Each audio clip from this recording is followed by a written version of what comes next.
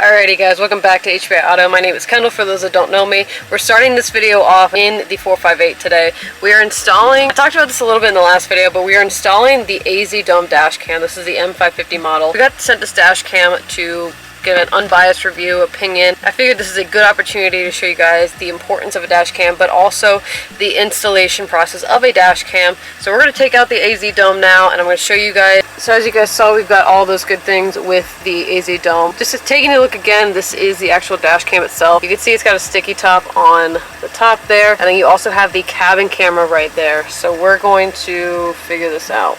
Also, number one thing is make sure you have the owner's manual in the box and not on your desk. So, had to make a lifeline call already. Alright, I will say this is really nicely packaged. This was a really nice presentation. Oh god, wow, that's a long cord. Okay, so we're gonna plug it in. So we're gonna plug it in right there, and then I believe this plugs in. We got red lights. Oh boy. I don't know which time zone we're on. Thank you for my lifeline.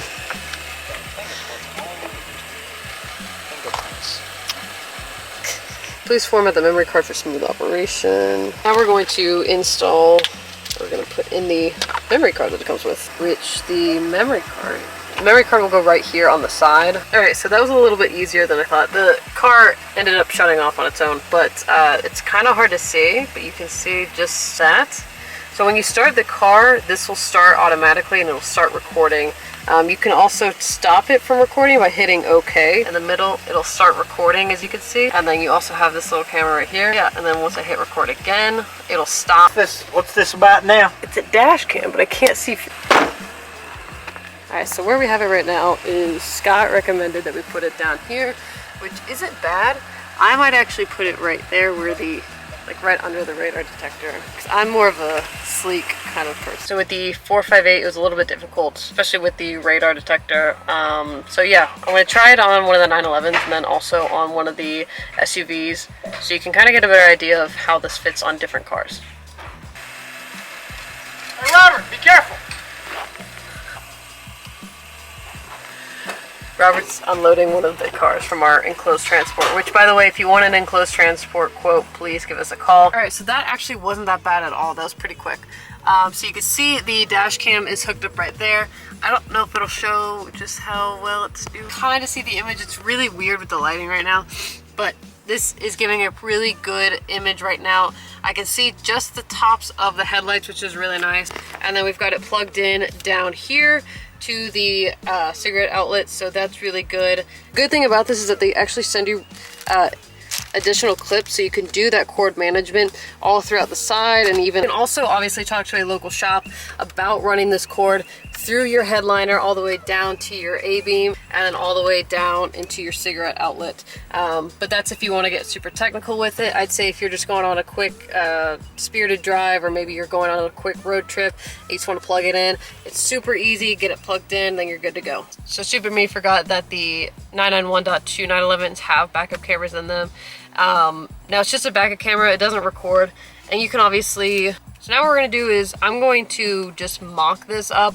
I'm not actually going to drill into this car. It recommends through the owner's manual that you find a secure place to put the bracket against the bumper, like near the license plate, and drill 2 small holes, one for the cable and then one for actually a screw that's provided so that it can stay in place. I'm not going to do that because this car is for sale. I'm just kind of mocking things up to show you guys, but let's go ahead and show you that. So yeah, it seems pretty self-explanatory. You've got the bracket right here, and then you've got the camera itself. So I'm gonna do, it would look like that essentially. And then you've got this cable, which again, this is a lot of cable, but this is very nice because if you do have like an SUV or a bigger size car compared to a 911, you can just have more cable work to use. So yeah, so we've got it right there, which it looks a little bit ridiculous, I know, but it's just loosely mounted on there. So we're gonna run this cable to the front now. Okay, so with this end, you're just gonna run it to the side right there, which I'm gonna show. All right, cool, that worked. So I'm gonna change the angle of this a little bit so you can see. Okay, so I'm filming this on my phone now, but pretty much you've got the front facing camera, you've got the rear once it's plugged in right there, and then you also have the cabin camera. So you've got views from all 3 angles right now, which is really nice. But yeah, pretty easy install and to get started and everything. Last car I wanted to do this in was the 2019 Cayenne that we have. This is a higher sitting car, obviously a little bit different layout. I want to go ahead and install this camera and show you guys what it looks like with an SUV layout. So let's go. Gotta scooch up. Can't reach. Oh, there we go. That's not too shabby at all. I'll be damned. So again, I've put the front facing camera as well as the cabin camera right here down the middle. You got the cord running. I'm gonna move that on the side. Got it running down, and then your 12-volt plug-in is right there on the Cayenne. Let's go ahead, plug in the rear facing camera, and I'll show you guys what it looks like on the outside. All right, so I've got it plugged up again. Just running back camera setup right here. Again, you do have a rear view camera right there, but you do have a little bit more room along the side, so I put it right there. Obviously it sticks out a little bit because the cord is coming out the back and it's not drilled through all the way. It's not too bad, honestly. If I'm being 100% honest, I don't think it looks that bad. Obviously you can, if you choose to fully install these cords and whatnot, you can have the cords hidden, you can have the camera recessed a little bit more.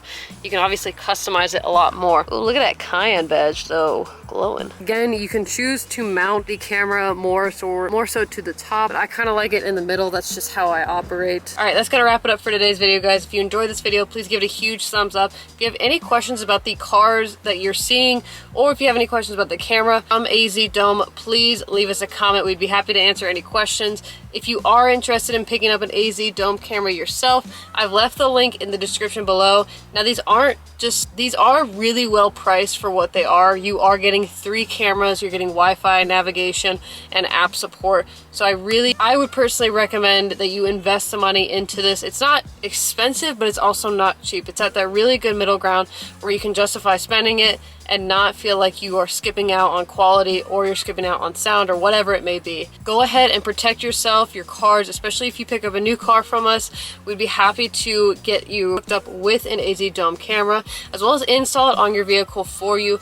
Please let us know if that's something that we can do. My honest opinion on this, I really do like it. I think it's good quality. One of the issues that I think is when I was working with this camera, I did feel like this camera, the cabin camera, was falling off a lot. But again, that's something that you can actually remove, and you don't have to necessarily use all 3 cameras together. You can use the front one, attach the cabin camera with it. You can also attach the rear facing camera as well, but you don't have to use all 3 at the same time, which is pretty cool in my opinion. So you're not super committed, but you still feel protected. Like I said, thank you so much for watching, and I'll see you guys next time.